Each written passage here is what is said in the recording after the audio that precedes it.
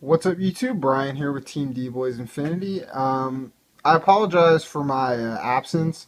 My laptop actually broke in the middle of the summer, so I ended up having to replace it. So I'm back now uploading videos. The video that was posted yesterday, I believe, it had been recorded for over a month, so I couldn't put it on the internet. I just didn't have a computer. So I'm back now. School year started up, so I obviously had to get another computer before then, because that would be a problem. But anyway, I'm back. I also got a new film setup too, so I got a bigger table, so that's kind of cool.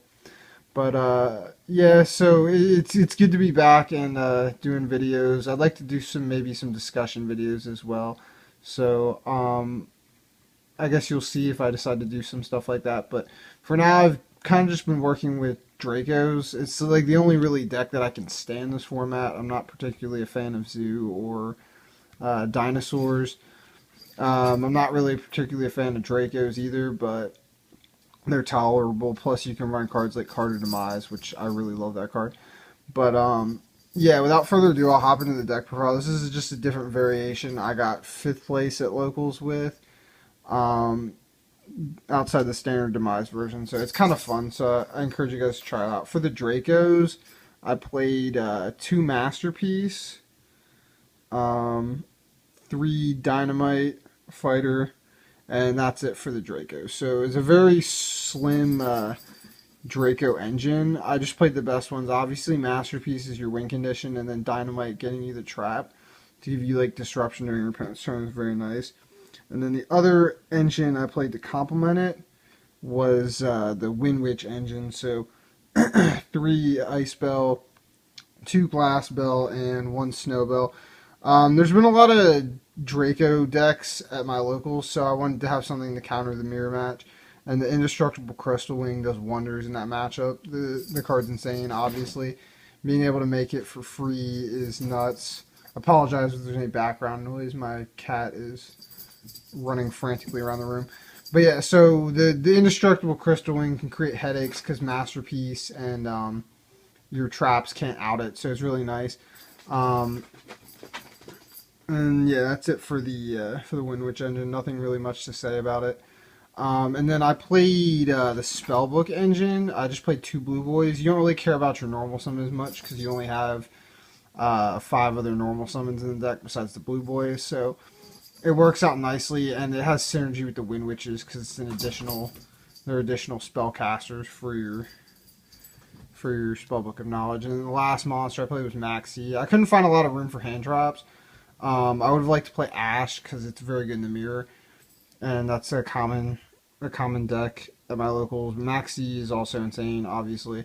It's really good to play. And I kind of like playing this version because I could special summon as well as play hand traps, which are 2 things you can't always do in the Demise version.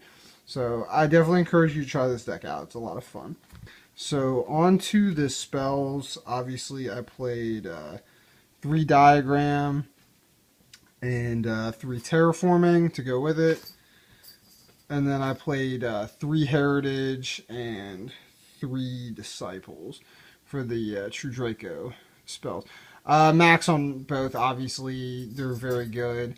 They give you extra tribute summons or removal of back row, and they both have very solid effects. So nothing much more to be said about that. On to the best card in the deck, in my opinion, and that is Spellbook of Secrets. So this engine, basically, you can go Secrets into Blue Boy to get your 2 knowledge, and it's a 1-card draw 2, so it's essentially like Pot of Greed. And I really think this is like the best engine, one of the best engines out there, and it might be the next big engine in this game. But yeah, I'll probably talk more about that later in a separate video. But I really do love this engine, and this was the best card in my deck all day. Like every time I resolved it, I pretty much won. In the mirror match, though, I was going second. My opponent flipped order on the secrets, and I was like, it was an auto lose because I needed the draws. You know, like drawing cards is very good in Yu-Gi-Oh, and especially this deck where you're trying to turbo out Masterpiece, so or Crystal Wing. So it's one of the better draw cards in my opinion, and I think I'm gonna play it moving forward in the Demise variant as well. So I'm gonna test that version out this weekend. So I'll let y'all know how it goes in a later update video in the deck profile. The last two of is Cosmic Cyclone, and then my one ofs are Regeki and Soul Charge. I don't see any reason not to play Regeki right now. My body's very good, obviously, for like first due to counter board wipes, but they don't have it or against any other matchup or a masterpiece that's affectable by spells. Like, it's just a stupid out that you can have to problem cards and problem fields. So I feel like you have to play it. And then Soul Charge is insane. I only saw it once this weekend. It was against Cosmos. I was going second, and he was able to make a Deco Talker with a Gofu, but the rest of his hand was kind of bricky. So yeah, Crystal Wing's obviously insane against Cosmos because you can negate their effect. And on the normal summon monster, they don't have like Teleport or Diagram or Fire King Island or some other kind of extender to get an extra summon. Their turn pretty much ends. So I was able to make the Crystal Wing in the linked zone that the Decode Talker gave to me, and then Soul Charge back the materials to make another one. So I had 2 indestructible Crystal Wings, which was insane. Okay, there's my cat. Get down, girl. Alright. Last couple cards in the deck. I apologize for that again. I played 3 True King Return and 2 Apocalypse. The third Apocalypse is the 41st card. I just cut it to make it 40. So, yeah, that rounds it out for the main deck. On to the extra deck, because I actually played one this time in Draco's.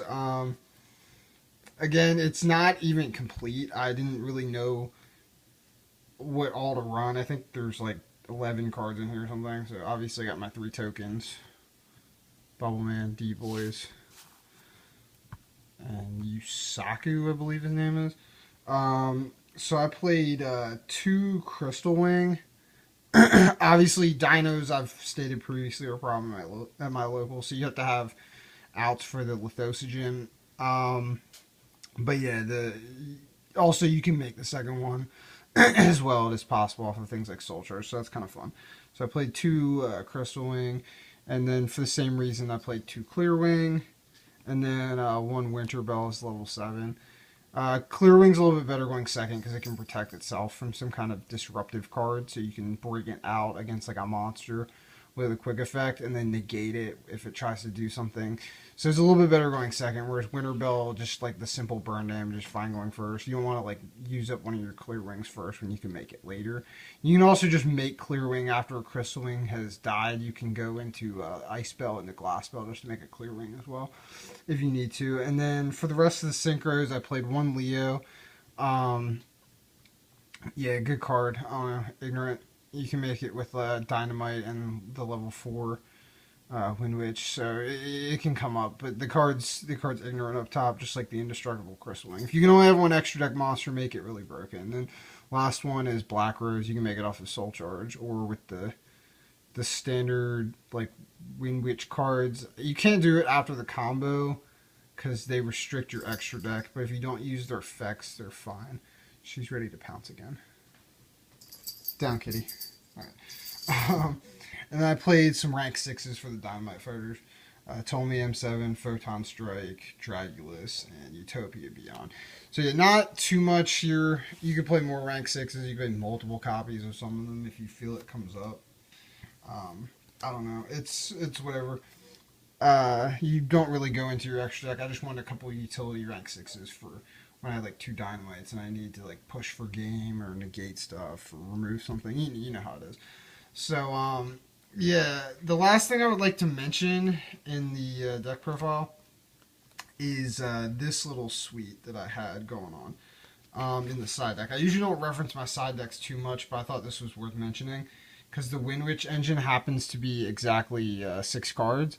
So I had like a 6-card conversion side into a Time Lord engine with 3 Maiden, 2 Zaphion, and then 1 Camion.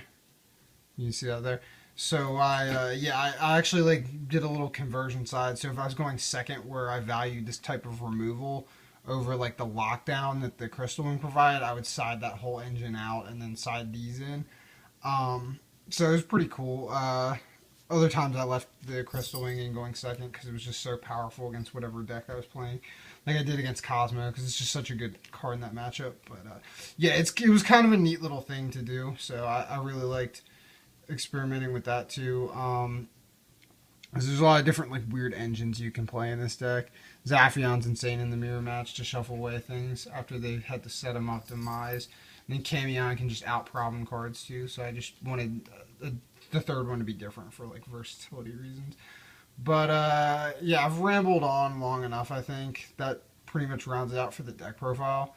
So yeah, let me know what you guys think about it in the comments below. If you enjoyed the video, please leave a like and subscribe to the channel. Thank you for watching, and that is all.